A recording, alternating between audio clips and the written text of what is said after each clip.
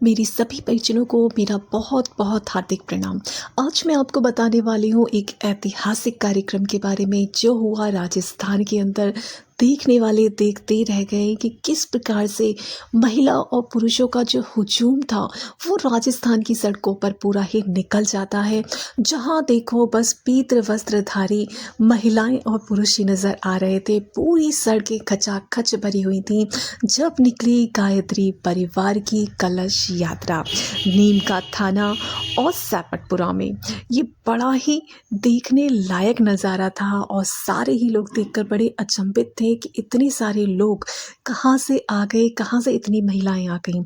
क्योंकि जब ये कलश यात्रा निकालने की तैयारी चल रही थी तो उस समय 1515 कलश जो थे वो तैयार किए गए थे।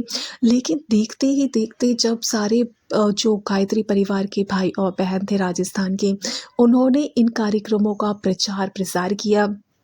दिन रात की कड़ी मेहनत के बाद इतनी सारी महिलाएं तैयार हो गई कलश यात्रा में आने के लिए कि 2400 से 2500 महिलाएं इस कलश यात्रा में शामिल हुई और उससे भी कहीं ज़्यादा, जिनकी शायद गिनती करना भी बड़ा मुश्किल है क्योंकि जहाँ देखो वहाँ महिलाएं ही महिलाएं हैं और कलश ही कलश हैं।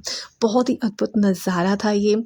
और इस कलश यात्रा के बाद भोजन प्रसाद की भी बहुत अच्छी व्यवस्था की गई और बहुत अच्छी तरह से सारे ही परिजनों को बिठाल कर और बहुत अच्छे से भोजन परोस कर दिया गया।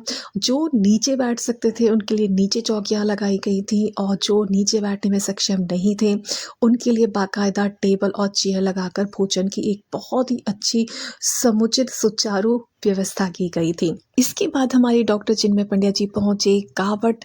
और कावट वो स्थान है जहां पर गायत्री प्रज्ञापीठ है, जहां पर कि 28 दिसंबर 1980 में हमारे परम पूज्य गुरुदेव वहां गए थे और वहां पर विधिवत उन्होंने लोगों को संबोधित किया था और गायत्री माता की पूजा अर्चना भी हमारे परम पूज्य गुरुदेव ने वहां की थी। तो हमारे डॉक्टर चिन्मय पंड्या जी भी कावट पहुंचे, वहां उन्होंने गायत्री माता की विधिवत आरती की, पूजन किया और बाद में जो भाई बहन वहाँ थे, श्रद्धालु जन थे, उन सबको संबोधित भी किया और उन्हें युग निर्माण सत्संकल्प भी भेंट किया। और साथ ही साथ हमारे आदरणीय डॉक्टर चिन्मय पंड्या जी पहुंचे वाटिका। ये वो शक्तिपीठ है जिसकी प्राण प्रतिष्ठा हमारे परम पूज्य गुरुदेव ने 23 दिसंबर 1980 में की थी और बाद में हमारी जो वंदनीय माता जी हैं उनका आगमन भी यहाँ होता है 10 दिसंबर 1992 में। तो जहाँ हमारे परम पूज्य गुरुदेव और परम वंदनीय माता जी के चरण पड़े हों, वो शक्तिपीठ कोई साधारण नहीं हो सकता। इसलिए हमारे राजस्थान का वाटिका शक्तिपीठ बहुत ही अच्छा एक जीवंत जागृत तीर्थ है और यहाँ पर देखते ही बनता है। बहुत ही रमणीय ये स्थान है और यहीं पर माँ भगवती जन्म शताब्दी स्मृति उपवन का भी यहाँ पर भूमि पूजन करवाया गया, जो हमारे आदरणीय डॉक्टर चिन्मय पंड्या जी ने किया। और बहुत ही भावपूर्ण माहौल में ये पूरा का पूरा आयोजन जो है ये संपन्न होता है। सारे ही श्रद्धालु जनों ने बहुत ही अच्छे से इसमें अपना तन मन धन सब कुछ अर्पित किया और बहुत सारे लोग देखते ही रह गए जब रात को यहाँ पर दीप यज्ञ हुआ।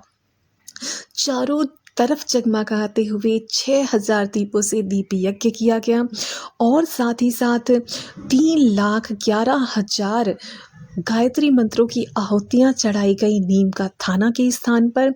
और यहाँ पर हमारे आदरणीय चिन्मय पंड्या जी ने हमारी युवा पीढ़ी से उन्होंने अनुरोध किया, उनसे आग्रह किया कि जितने भी दुर्व्यसन हैं, कुरीतियाँ हैं और अंधविश्वास हैं, इनसे आप पीछा छोड़ो, इनको निकाल फेंको, नशीखोरी को बिल्कुल ही अपने चरित्र से दूर कर दो और अध्यात्म का एक सही रास्ता अपनाओ। और सैपटपुरा में जो हमारी शांति कुंज से टोली आई थी उसने 108 कुंड यज्ञ करवाया और वहाँ पर भी 5 लाख आहुतियाँ पड़ी जो गायत्री और महामृत्युंजय मंत्रों से पड़ी।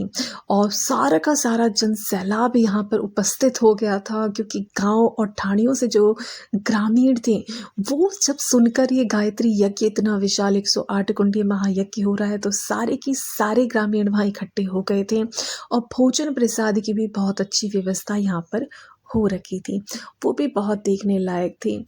और 5 से 6 हज़ार लोगों के आसपास यहाँ जो लोग थे उन्होंने भोजन प्रसाद ग्रहण किया। बहुत ही अच्छा ये कार्यक्रम रहा। और ये 108 कुंडे गायत्री महायज्ञ जब राजस्थान के 2 स्थानों पर हुआ और साथ ही प्रज्ञापीठ और गायत्री शक्तिपीठ वाटिका में हमारे आदरणीय डॉक्टर चिन्मय भैया जी का उद्बोधन हुआ, तो सारी ही जगह एक आध्यात्मिक वातावरण से पूरे राजस्थान के अलग-अलग क्षेत्र गूंज उठे और जगह-जगह इतना जन सैलाब गायत्री परिवार के साथ जुड़ा, गायत्री परिवार के कार्यों में सहयोगी बना कि देखते ही बनता है कि किस प्रकार से विश्व शांति और जन कल्याण की भावना से ये जो कलश यात्राएं निकली और ये जो 2 जगह 108 कुंडे गायत्री महायज्ञ का समापन हुआ और गायत्री मंत्र और महामृत्युंजय मंत्र से जो आहुतियाँ समर्पित की गईं, ये सच में ही हमारे राजस्थान को एक सुख, शांति और समृद्धि प्रदान करेंगी